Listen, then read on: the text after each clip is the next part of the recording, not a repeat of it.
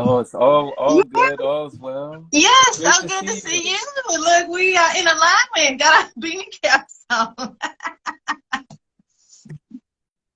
We we are in alignment. We Yes, heard the yes. assignment.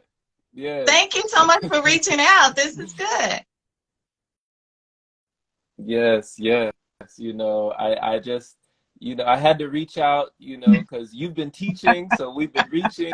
So thank you so much for, the energy that you've been putting out because I do feel like attracts like energy. True. It does. It does. Yeah, yeah. And we've been seeing each other on different lives as well. And you go by what do you go by with friends? Is it always Dr. James-Etta? Always doctor. Well, James-Etta is my full first name. So I like to get clear on that. And Okay. I spell it with a hyphen. So it's two words, but I hyphenated. So it's James, then it's hyphenated, then it's Etta, E-T-T-A. But, with the algorithms, I could only put one special character. And once I put the dot in front of the doctor, then it wouldn't allow me with my name to put the hyphen. So, yeah, but Dr. James-Etta, that's my professional brand and my personal preference as far as, in public settings and when I'm doing teachings and so forth. But James-Etta is my full first name. James-Etta. Yeah, James-Etta. So you say the yeah, whole thing. that's Like a tribe called Quest. You say the whole yes, thing. yes, yes. And I realized that it might be a lot, because I have that big first name, and of course James is the most dominant part. So on paper, when people see that, they automatically assume that I'm a male. But then I have two last names, so when they see all of that, it's a lot. But you know what I tell them? I say, yeah, it is a lot because I'm a lot. So this is me and this is who I am. And so those are my names. So yeah. I love it. I love it, And we've met each other on a few lives. I know we've seen lives together with Yeah. Keme as well. And you were saying how did you find Keme and that Okay. community? So talk about people just gravitate towards each other.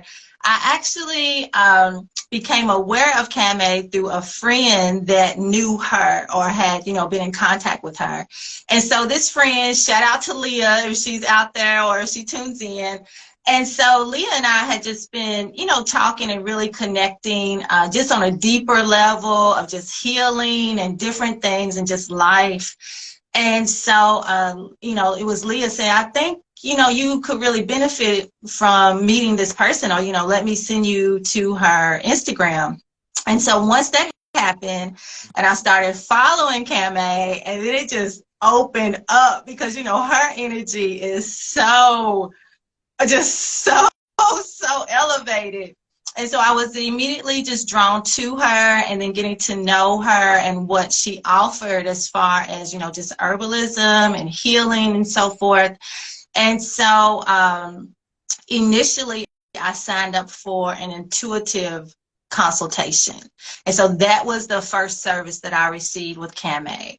And, in that space, then of course, getting to know each other, her just tapping in and helping me with a lot of different things that I was in search for and in need of as far as my healing journey. And so then after that, then I contacted her for the nutrition. I did the nutrition consult and the wellness. And that just really springboarded me even further, deeper, to just take my healing on the cellular level, to really get in contact with my relationship with food, with my, just everything. She just helped me to just understand it on such a broad perspective, but then also to tailor it to fit what it was that I needed.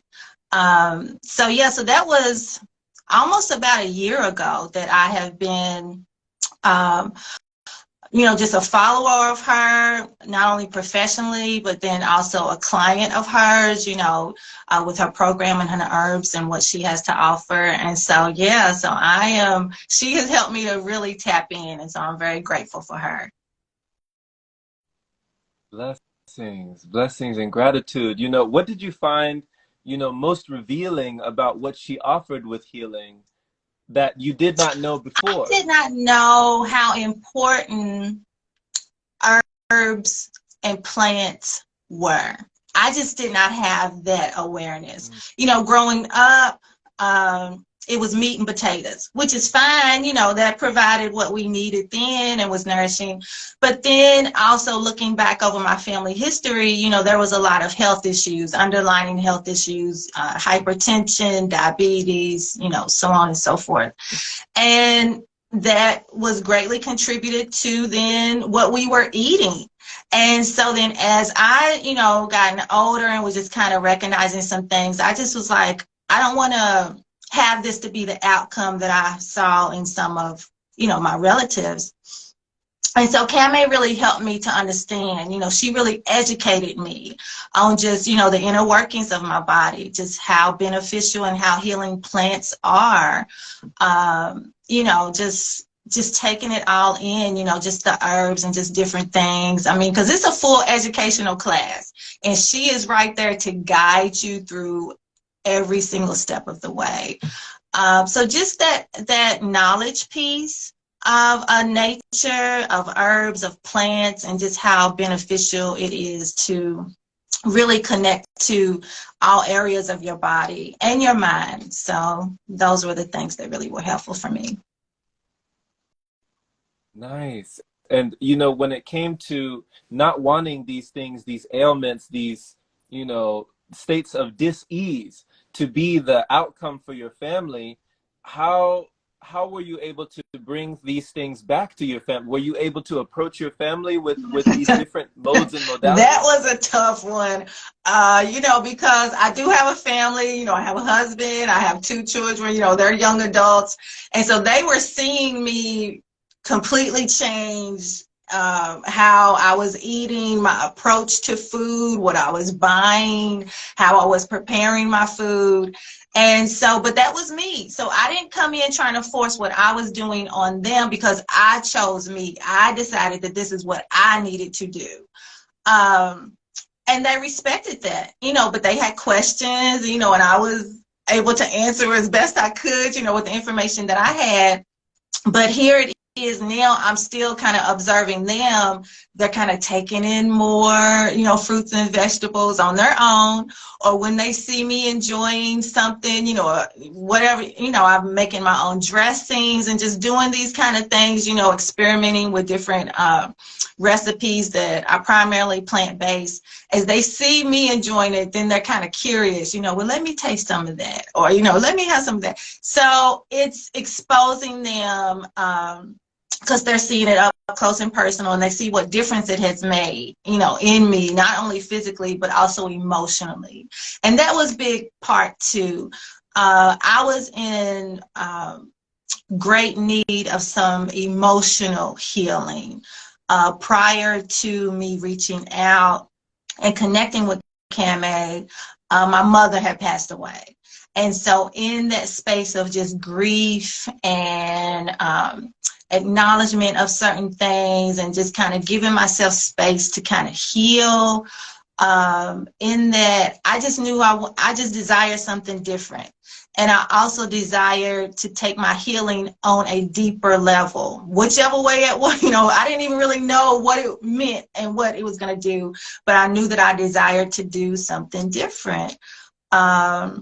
Not only just healing from the grief, but just recognizing some patterns that I didn't want to continue to repeat moving forward, you know, in my life. So my family has, you know, had a front row seat to kind of observe this. So they are still eating the way they eat, and that's fine. But they also are curious and more open to kind of exploring some of the things that they see me take into. So it's okay. Okay, okay. And you know, when you were talking about, because there's a lot of people that make profound changes, but it's only due to a sense of inspiration Mm, or mm, desperation, you know? So it's like you might have even had a mixture of both. Like on one hand, you were inspired, but on the other hand, you said, you know, I have to do this. I Yeah. have to make a change That somehow. is Is that correct? completely correct. It was a mix of both. You know, we live in the space of, you know, a duality, and I recognize that. And so, of course, you know, I have been going to therapists. You know, I've been in therapy for a number of years, you know, to help me process and heal from past trauma and depression and anxiety and all those things. And that's still good. I kept a journal for a number of years that has been a tool for me, you know, on this journey of healing. But again, I was just like, there's got to be something more, you know, let me dig deeper. How can I do that? But then knowing that in this uh, quest to go deeper, I needed a guide, you know, and when they say, you know, when the student is ready, the teacher will appear. And so I'm so grateful that, you know, Dr. Kamei was that teacher, that guide that I needed. And still is, you know, I'm still in contact, still reaching out, still being a student of her teaching and her wisdom and her guidance, because I'm still on the journey. You know, I'm still very much aware that, you know, this is not over. It's just a continuation. Can you talk about, you know, journal writing and how that really contributed to your journey, contributed to your process, you know, because I saw something that was like, All all that is is good, good. All that and is and good. how, Yeah. Yeah. yeah, how did how did that get started, and how did that all just come full circle for you with your journal Okay, writing? so my first journal entry happened back in 1995. September 16th, as a matter of fact, because I dated everything. And that's so fresh in my mind because I am now at the point I have someone helping me to take all of my handwritten journals and to digitize them. So we are typing and getting, you know, because I want to preserve it. So, and you talk about desperation and inspiration. And so I was in that space. I was in a toxic relationship. And in this relationship, I know what I felt to be true, and then I know what I was being told that was not true. And so I had all of these questions, but I really didn't trust to tell anybody. So I just went and got a notebook and pen, and I just started writing. You know, that was just became something that I just started to do with no other purpose but to get what was in here out, because I needed to just kind of, this can't be true. Why is this happening and why is this being told to me? And so over time, this was over time, and I didn't write every day, but over time, I continued to have these feelings and these thoughts that I needed to just release in some sort of way. And so within that, before I knew it, then it became a habit. Then it became second nature. I'm just writing because that really helps me. And so I formed that habit, and that was one thing. Writing in the journal started then to become easy to me. It wasn't until I'm in graduate school, or take it back, I'm in undergraduate school, and I get introduced to the research and the concept of critical thinking and reflective analysis and even narrative writing, that those are all modalities of qualitative research, and that journal writing is a method to collect data for qualitative research that can lead to a case study. And so I'm just like, what? Writing in a journal? I've been doing this, I got journals, but before this, I had never really considered that what I was doing had any value at all, that it was all just me, writing down my thoughts. So then I get to graduate school, and I'm writing my master's thesis and, doing more research and being exposed to more academic, scholarly information about journal writing. And so I did a case study on my journals, because at that point I have like over 20 years of life experience in my personal journals.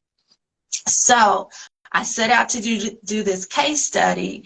And like I said, writing about my experiences was one thing, because I would just write it, put it away, and then it's gone.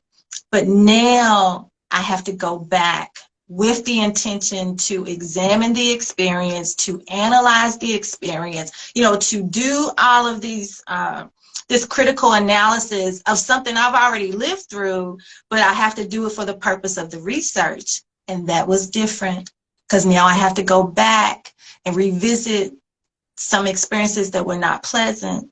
You know, now I have to, you know, I'm getting triggered. You know, this was not fun for me to go through once. Now I have to go through it again, and now I got to write about it, and I have to, you know, talk about it and present it. And again, a situation, you know, when the student is ready, my professor, who was also my mentor, Dr. Robinson, at Carroll University in Waukesha, Wisconsin, because that's where I lived at the time. She was my guide, and she helped me to process. She helped me to just stay on track. She, you know, held my hand when I would cry, you know, when I was in the throes of some sort of experience that wasn't pleasant, but I knew I had to just kind of get through because I'd already gotten through it, you know, but now I'm just revisiting, I'm just kind of touchstoning it.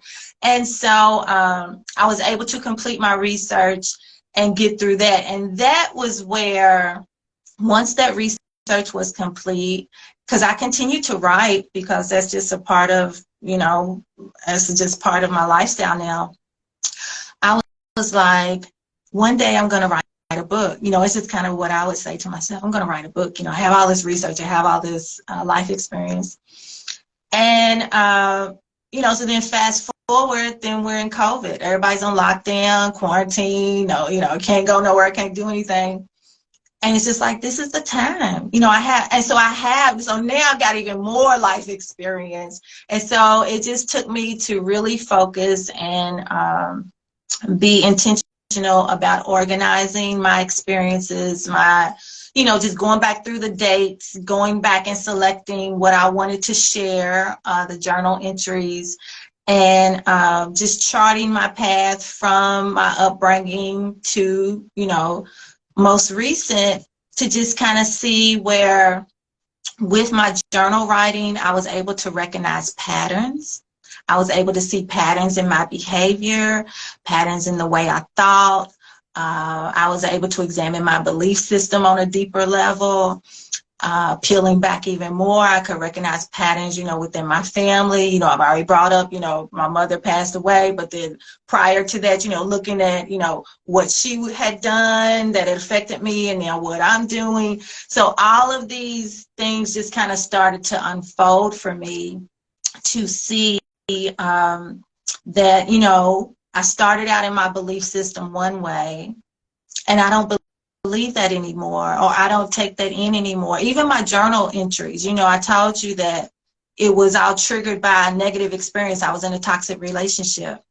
Once I saw that pattern, that I would only write when I was triggered by something negative, then I made the decision, I'm going to write, you know, it doesn't have to be an end of the world crisis of a relationship gone bad.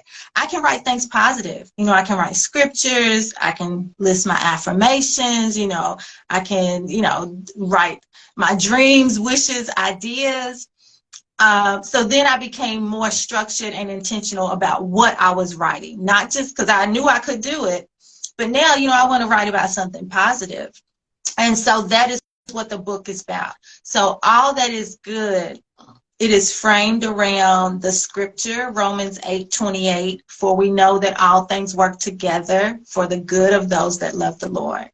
And so it's not just some things. You know, when I went back and examined my life, it was all things, every single bit, you know, even those triggered up toxic, you know, experiences, it still all worked. It all worked. And so that was the motivation and the you know, the inspiration, because I was desperate in some of those situations, that then helped me to write the book. Wow. Wow. Beautiful. Thank you for that breakdown. Thank you for expressing that, you know. Thank you for that Yeah. testimony, and just, you know, how deep we can really go when we allow ourselves to flow in that way and just grow in that way, you know. It's really incredible, the profound change that can happen on every level when, like you said, you get what's in here and you put it out there, you know? You become more Yeah. aware. And so that was part of it too. It's just the self-awareness. I became, just, it's just like nobody can know me better than me, and the best relationship that I can have is the one that I'm having with myself, to really enjoy myself, to really show love to myself, even in those hard times, even in those toxic, experiences, and those negative, that negative energy that I kind of found myself repeating all the time. But still, it was me. It was still me. And so it was that deep self examination that, yes, it cultivated that self-awareness to help me to just stand firm in not only who I am, but who I'm still becoming. Because like I said, I'm still on the journey. So, but I understand that, even to this day, even, where I am in this space in my life. So it has really served me in just a number of ways and continues to serve. So I'm just very grateful that I was able to turn to that as a tool, not knowing that's what I was doing at the time, but now looking back and appreciating, being fully aware that, yes, my journal writing was the tool that has helped me along the way. They do say that a lot of the times, like, hindsight is 2020. We always Mhm. have perfect vision when we reflect, on the past, and we see that we can't always connect the dots looking forward.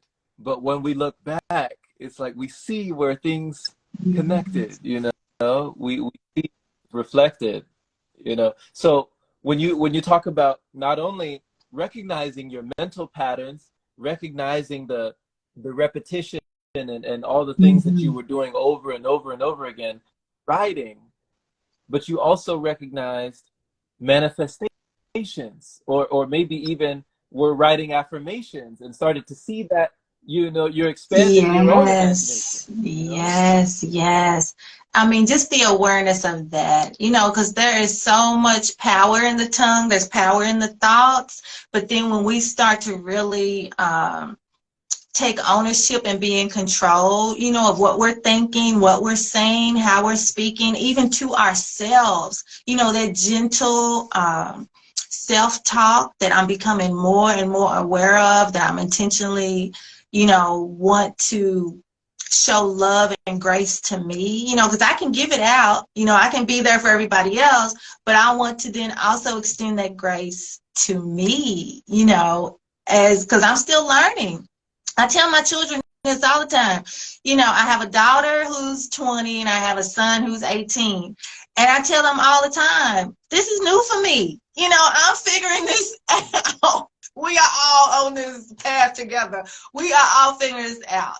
And I think that they appreciate me being, because I say I haven't always been a mother, you know, and this is a territory that I'm navigating in a lot of ways without a lot of guidance. My mother did not raise me. And so our relationship was very dysfunctional and disjointed growing up. I was raised by my great grandparents, which were her grandparents. So it's all on my maternal side of my family. Now, I would see my mother once or twice a year, but she made the decision to move away. So she lived in a different state. And, so then even as I then became a mother and looking back over some of my journal entries, seeing how disjointed and dysfunctional our relationship was growing up, I knew I didn't want to do that.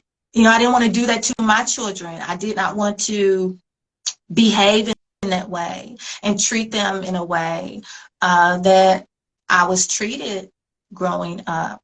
Now, I can now recognize, talk about perspective, I can now see and recognize that she was broken and hurting from her own trauma and didn't know that healing was available to her, you know?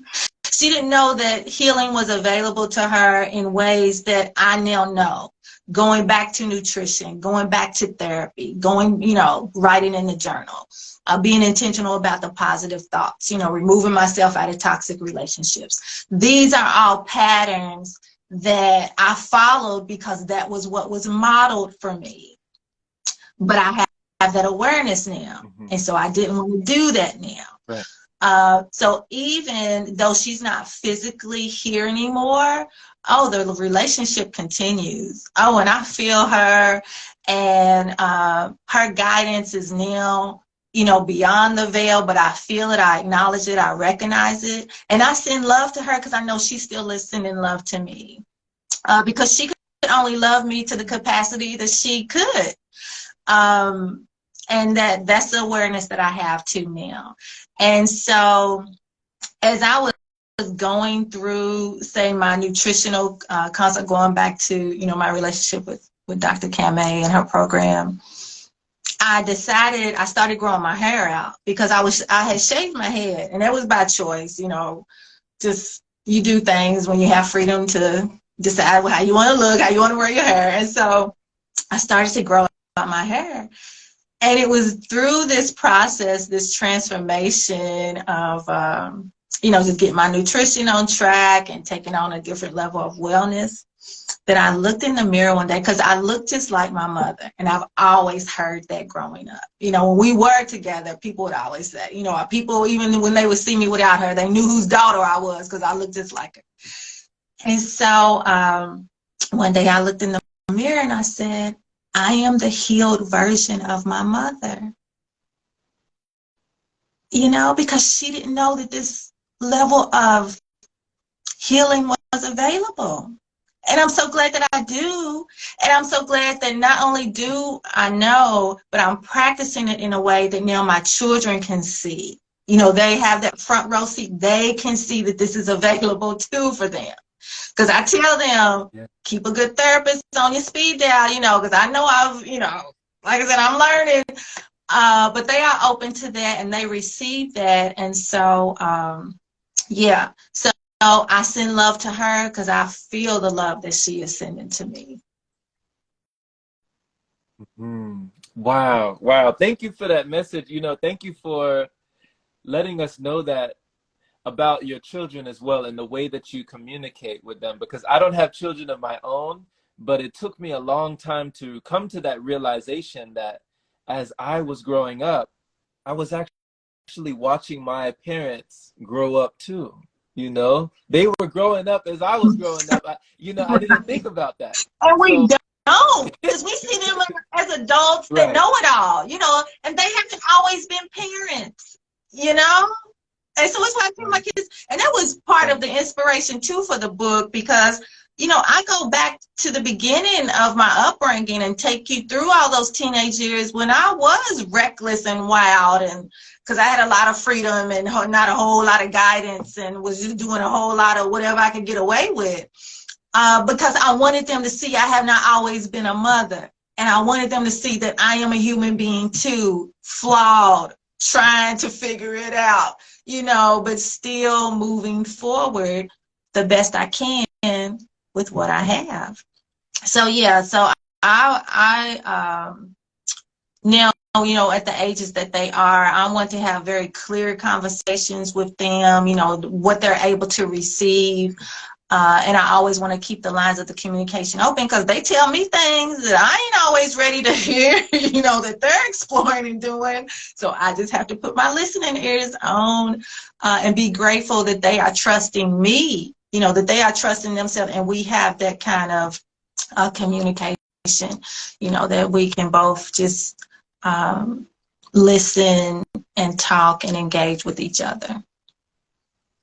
Absolutely, and when it came to that communication with yourself as well, when you were looking at yourself and you said, I am the healed version of my mother, what came over you when you said that? What do you feel was healed in that moment? How did you feel when you said that? Because I'm at a place of peace and happiness and joy and freedom and love that I did not ever see her experience consistently or in a way that really helped her.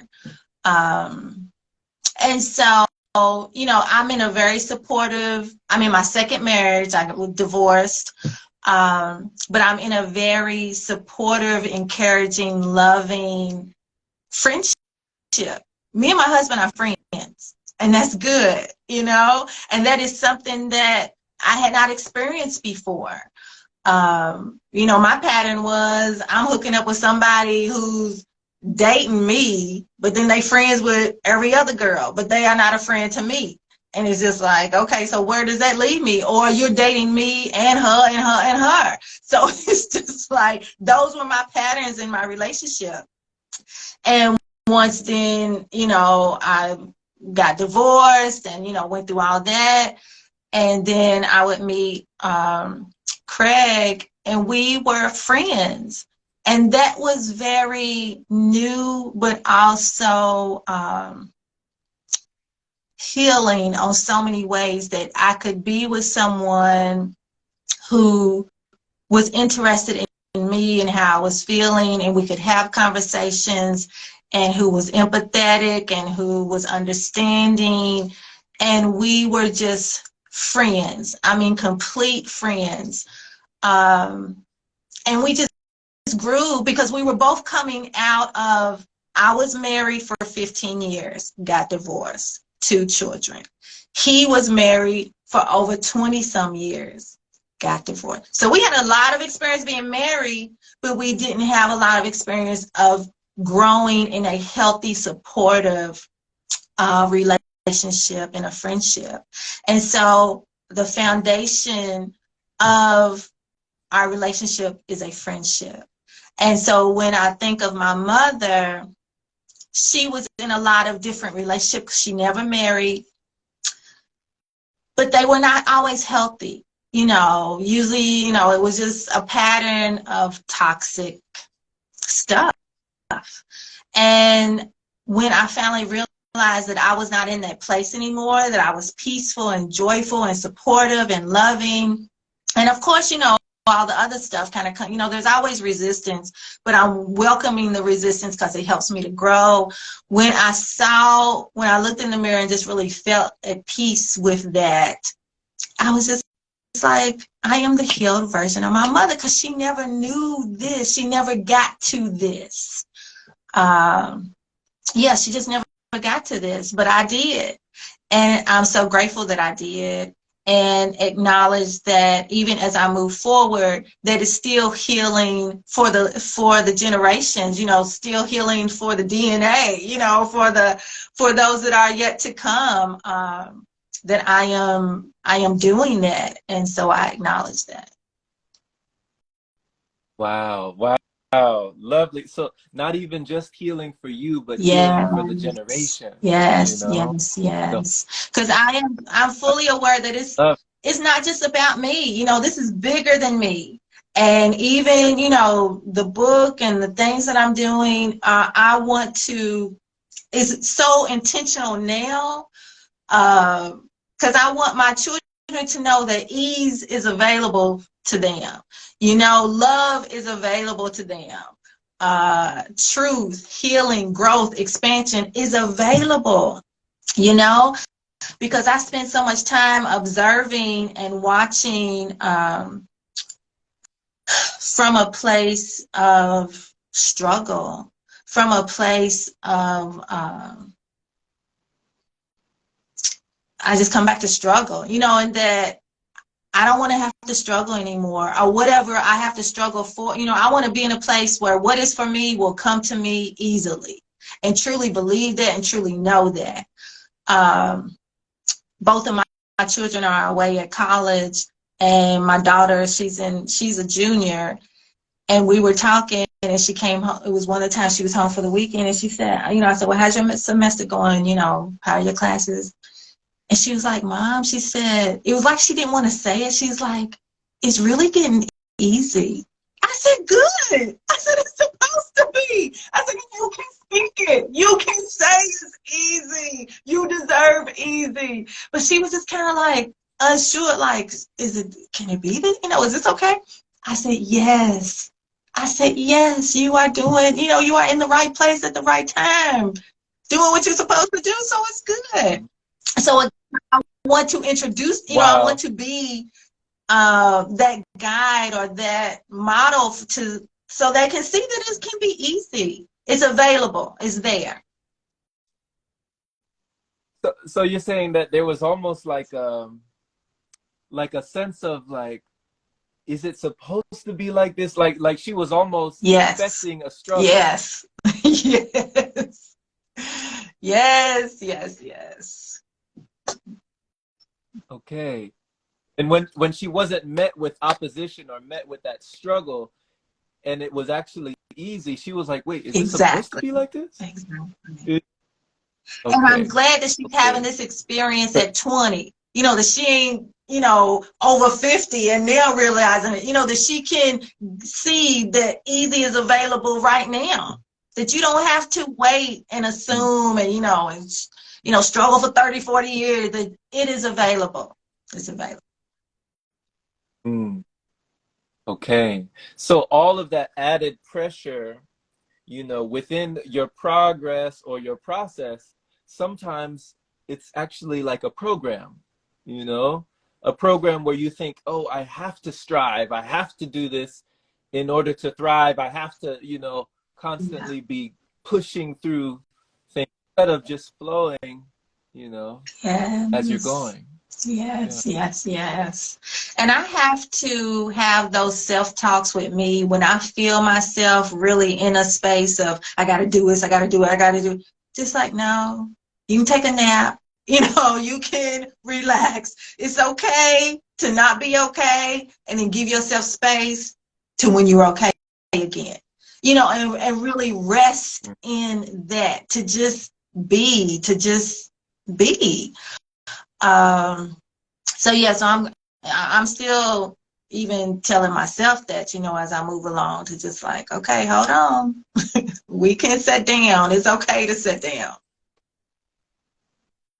Yes. And as well, thank you for earlier pointing that out about the relationships and how, it's a different conversation and even communication when you said that friendship Mm-hmm. is the foundation, Mm-hmm. and you have, and, like you said, not only can you have friendship with that significant other, but you can even have that friendship with yourself, for your own Yes. health. So Yes. thank I you. mean, I love on me all the time. I have a date day with me. I go to the museum, I go to the park, I go see a movie, have, you get myself, some wellness going on, at a spa, whatever it takes. Sometimes I just go and get a book because I love books. I'm a big reader, and I just go sit in the coffee shop and have my tea and just be okay with that, with just being with myself. Um, because when it's all said and done, it's just gonna be you anyway. When it's done, it's still you came in here and it was you. When you exit, it's still gonna be you. Um, so I am getting at a place in my life to really appreciate me and to be okay with me. Because I spent a whole lot in my early Yes. life trying to please everybody else. I was a people pleaser because at the root of some of that people pleasing was the abandonment. Again, here we are. My mother did not raise me. So that was a big abandonment issue that it would take me years to recognize that was the root of some of my misbehavior. But I was in such a, I got to go here. I got to fit in with this group. Let me do what they're doing. Let me be in this relationship. And, ooh, he said I was cute. So now let me call, all of these kind of things. And it was just like, no, I don't. Not only do I not have to be that way anymore, but I'm going to choose not to be that way anymore. I'm not doing that anymore.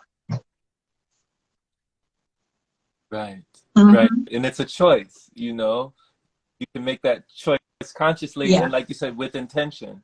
So, the last thing that I would love to mention and just, really glean from your experience and your expertise in this field when it comes to relationships, coming from someone myself, where coming up, I didn't really see a whole lot of healthy relationships in my immediate family. You know, having a mother that I saw, you know, divorced like 5 times from 4 different men. And you're asking somebody, or somebody's asking you, like a friend is asking you, how do I then actualize or realize something that I haven't Mm-hmm. seen? You know, how do I bring that into being? Yeah. Yeah. You know, as I said, my mother never married. I mean, her and my dad, I never got to know him. So then even let me, you know, just give a little background on that. I never had the opportunity to know him, even though I share his name. My father's name was James. So that's the origin of my name.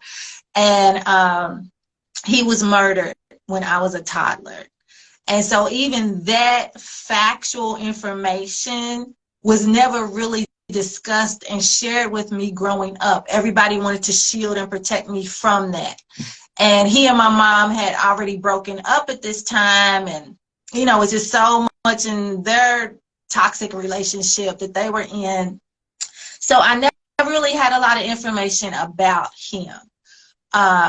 You know, until most recently, you know, I'm a researcher, so I'm digging in the crates of ancestry.com. You know, I'm matching up dates and, you know, and stringing some things together, you know, as I can.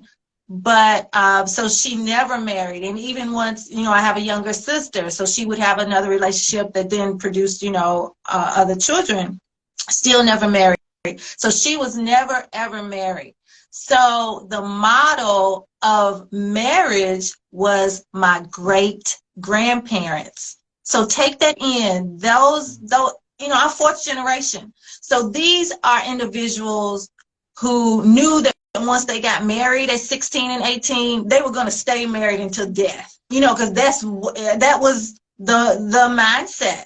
You know, so, and they're going to raise their children, and they're going to, you know, do all the things that that generation was designed to do.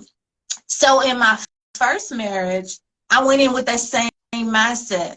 Oh, to death do us part, you know, I'm going to stay married, can't get divorced, you know, mom and daddy stay married, I got to stay married.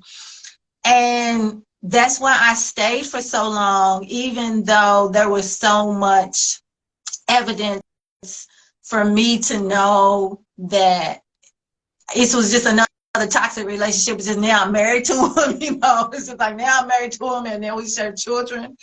That again, that was a situation where I had to choose me. I had to make a decision, and it was based on I did not want to stay another 15 years with that same pattern of just toxic emotional abuse, you know, just so much that was going on continuously that I chose to not see. I chose to not see it because I knew what he was when we got married. And so in that knowledge, I still went in naive thinking, oh, well, we're married. He's not going to do this. Oh, well, you know, we've been together. We got children now. It's not going to happen. You know, he's not going to do this. And no, his behavior continued. You know, again, those journals helped me to recognize behavior in a whole lot of patterns and a whole lot of people, not just me, because I'm writing about these experiences that I'm having. And so it was when then I made that decision that for me to be okay and for my children to be okay, I have got to get out of this. You know, I can't continue to stay and pretend. Because once you know, you can't not know. You know, and so I was at a space in my life, you know, and then I'm in school and my whole, you know, just this whole level of awareness in my brain and my academic processing, and just I was in full research mode, and I'm just uncovering so many things that I had decided to turn a blind eye to for so long that it's just like, I'm not doing this anymore. And I don't know what it's going to look like, you know, because now I'm leaving the comfort of all of these accolades that we've built and I've been accustomed to, but I know that I don't want to stay with this. And I know that in order for me to be okay, I have got to get out, you know, because it was just really just sucking the life out of me in such a way that I had to get out in order to, again, get to a place of healing for me. And now I have children, and so I want them to see that you don't have to stay, you know, or this is not a healthy relationship. So, you know, making those tough decisions have been on my path for quite some time. I'm even more and more aware of them. And now I'm at a space in my life where, yes, I am my #1 fan. I will choose me all the time, because I know as long as I choose me and I'm at the best me that I can be, then I can be better for everybody else. You know, then I can provide for, you know, Yes. all in all those other spaces, which is what I want to do, you know, which is what I have a heart, you know, for doing. And so, yeah, so I'm so glad that I Yeah. can recognize that, become aware of that, and then appreciate the process of that too as I go through it. Yes. Thank you. Thank you. Oh my goodness. You know, thank you for your heart. Thank you for just this lovely expression. You know, these lessons, these blessings, you know, that lead to less stressings, as we say, less more communication. You know, you really just allowed me to reflect and connect the dots in my own relationships. And I appreciate you for that, because, you know, it's like you were saying, like being able to recognize red flags from the start, you know, like it doesn't have to be till death do us part, you know, it doesn't have to be forever if things are not coming Right. together, you Especially if know. being with you, if us being So, together is putting me closer to death than I want to be right now, because it's so toxic and negative, and we are not in a space of encouraging and supporting, and, you know, and just kind of just giving each other space, but then also being a safe place, you know, to come into land when you need to. So yeah, so if it's not that, then what are we doing? You know, because we don't need to continue until death. We can just go on and start a new life and try to lead us. So right, right. Start a new life. Wow, I love yes. that. So I love that. And you know, thank you once again as well for bringing that awareness in, where you were talking about once you know, you can't not know. I love when you said that, because there is a saying, like, until we are able to bring the unconscious and make it conscious, then it will govern our life, and we will usually call it fate. We'll say like, oh, this is just my Mhm. fate. This is just, you know, the path I take, instead of being able to create, you know, with different steps that you make. So yeah, Yes. yeah. Thank you. Thank you. So, you know, this is somebody's first time encountering you, or the first time witnessing energy. Would you let people know if you had any services or any offerings for anyone? Would you let them know where you'd like to Yes. come and find that? Well, you can start by just following me here on Instagram. That would kind of be the easiest. And so it's Dr. James-Etta, James-Etta, all one word. I'm pretty easy to find. And so from there is a link that will take you to my website, because I do this kind of thing. You know, I'm coaching and providing guidance for those who are ready to just do that self-examination, who are ready to take their self-awareness to the next level. You know, to uncover patterns, to expose bias, which we all have, but are in denial about. You know, I thrive and just kind of help and guide people with that, whether it's small group or individual, or, you know, I've worked with organizations as well. And so by following me here on Instagram will be the best bet, because then even the website is drjamesetta.com. So everything is Dr. James-Etta. You can Google me and just kind of see that. My book is there, which takes you through, like I said, my life experience. And I share some of the journal entries, you know, so you can just kind of see the inner thoughts that I was having as I was experiencing whatever it was.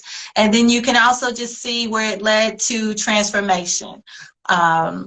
Like I said, to just kind of do that deep dive into my belief system, and to know that what I used to think was not bad, it's just now I've been exposed to something else, so now I want something else different. And knowing that, you know, You can make that choice. You can choose you.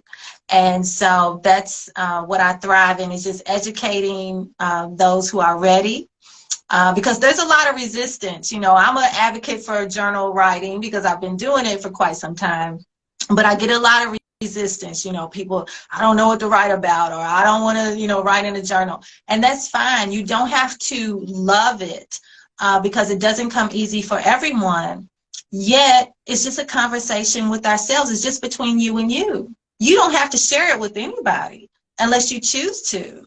And you don't have to write in it every day. You know, that's a limitation we put on ourselves. I have a journal that it took me 3 years, and it was a small little notebook because I did not limit myself or put the pressure on myself that I had to write every day. It was just as I was inspired, or, you know, what have you. You know, I've written dreams, I have ideas, I've written poetry, short stories, you know, whatever has come to my mind, and I got a pencil and paper. I mean, I'm writing on everything. Look, I got receipts. Look, I'm reaching over here. Look, this is the back of a ATM receipt. You know, I'm grabbing anything because I'm always inspired by something, and I'm like, ooh, let me write this down.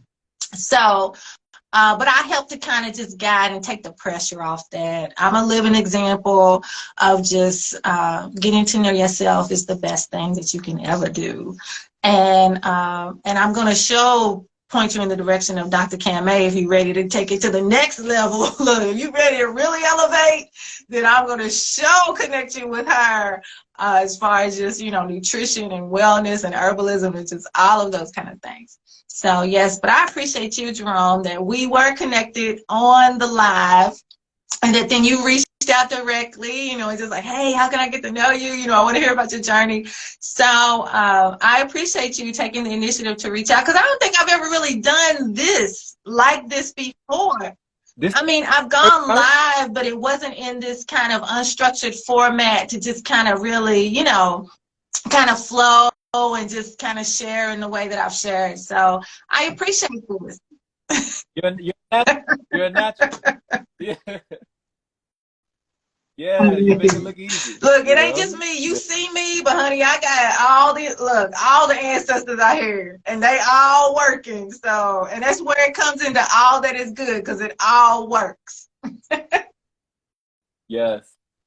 Yes. Well, hopefully this won't be the last time we hear your voice.